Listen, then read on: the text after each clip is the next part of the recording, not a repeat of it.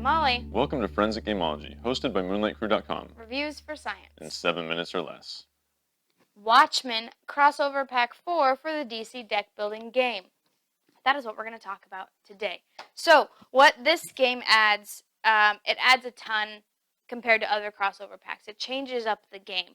And so, it adds in a Mastermind. And so, a hidden role game. And so, someone in the game is going to be the mastermind, whereas everyone else is going to have these loyalty cards. And the goal of the game, if you're loyal, is to complete these challenges Which are difficult. Very hard before the deck runs out. And your goal as the mastermind is to deplete the deck.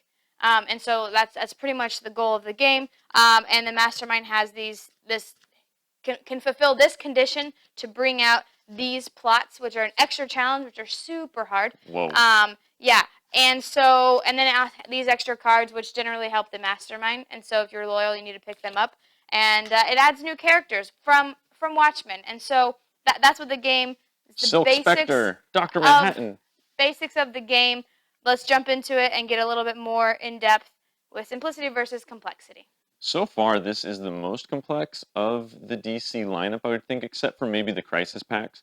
Just because, I mean, the elements that are introduced here, I've got 1, 2, 3, 4 different things that are all separate and have to be done in a separate time and mean different things. But I mean, it's easy, it's simple. After you play one game, you just basically read through the setup and you'll be fine. Is it easy to play?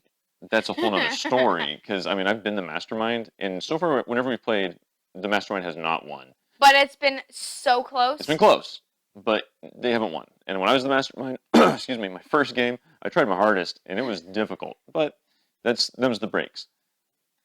Simplicity versus complexity. I think this game adds a lot. You have these challenges which you can beat normally, like you do any villain or whatnot, after you've put in like up to 10, generally 10 cards, like good cards. A superpower that costs 5 or more, a hero that costs 5 or more, things like this that you actually want in your deck, but you just got to get rid of them. And so it adds that aspect to it. And so that's a little bit more complex, but like Tom said, it plays normal like DC. You buy cards and the deck comes out, and it's your normal deck builder aside from these additions. So after your first game, or even a couple turns into your first game, you will be just fine in understanding how you are supposed to win. So luck versus strategy. Wow. I mean, there's so much luck because of what comes off the top. And if a card helps the Mastermind by destroying cards in the center, thus filling more cards and helping them get to the win condition of depleting the deck, that comes out and it's their turn and they have an opportunity to buy it, you're sunk. Yep. Because man, whoa. I mean, it can get 5 cards a turn. This mixes with every set, and we've played with the base set, Heroes Unite, and Forever Evil. And man, Forever Evil was rough because it already destroys cards so much in the center and whatnot. If we hadn't had 2 loyal players with the staff that puts cards underneath the deck as a defense, we would have lost. We ended with 4 cards, and we'd seen them before. Yeah. So So there's a lot of luck. However, there's a lot of strategy. If you see a card that has the crossover pack 4 logo on it, you pick it up no matter what. Because if you're loyal, you don't want the Mastermind to have it. But for the Mastermind, it's like, do they show that they're the Mastermind by playing those early, or do they try to fly under the radar? Who's to say? I haven't wanted the Mastermind, so I don't know. But there's a lot of strategy here in implementing your player power, choosing how you interact with the other players, and just, do you buy cards? Because there's one going to come off the top anyway. That's part of the game to speed up the clock. But I tell you what, there's strategy here, but I don't know that I don't think I've mastered it. Yeah, I think there's tons of luck, like Tom talked about. So I'm going to talk a little about the strategy. Yeah, you pick up these cards. Like, for example, this one just says, destroy all non-hero cards in the lineup and then replace them. Now remember, the win condition for the Mastermind is to get rid of that deck. And so he wants these cards, and there are 3 or 4 of them that destroy different things. All non-heroes, non-superpowers. Equipment. Yeah, so, I mean, and there are certain cards, gain the top card of the main deck. Sounds great, right? Except it's a lose condition. So no, you don't want to play that card. And so Plus your power and choose 2 players. Each player draws a card. Well, that's great. Then destroy it to the top 2 cards of the main deck. Not so great. And so you want to get these cards quick.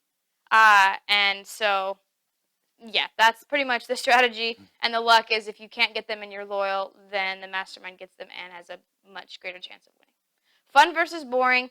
I find this game to be fun. I find the hidden role aspect to be interesting. I don't know if it's good for the Mastermind to be kept secret or not. I don't know how early I've had both. I had one that played that card that 2 players got to draw a card, and then he just destroyed 2 off the top, and we knew he was a Mastermind because what loyal person would play that card? I mean, you buy these cards and then you don't play them, and you hope you can give them to the challenges to get them out of your deck. But other than that, I think this game is super fun. I think it's a fun twist on it. It makes it semi-co-op and faster than the Crisis packs have been. So I think it's super fun. I really like this game. There's just something about hidden role games that's always drawn me. This one's has a crazy win condition that is unlike any other hidden role game. It's not a quick one. This still takes a long time. But I've enjoyed it every time I've played. We've only played 4 or 5 players. There's a 2-player variant, but this isn't the kind of game I think I'd play with 2 players. So I have nothing to say on that account other than with 4 or 5, I've very much enjoyed it. Yeah. BGG rating 10 out of 10. Yeah, I'd probably give this a 9 out of 10. Yeah. As friends at Gameology, we give away a free glitter painting every time we hit multiples of 500 subscribers. So make sure to subscribe now. Because it could be you that wins. Watchmen, we've presented the evidence. You be the judge.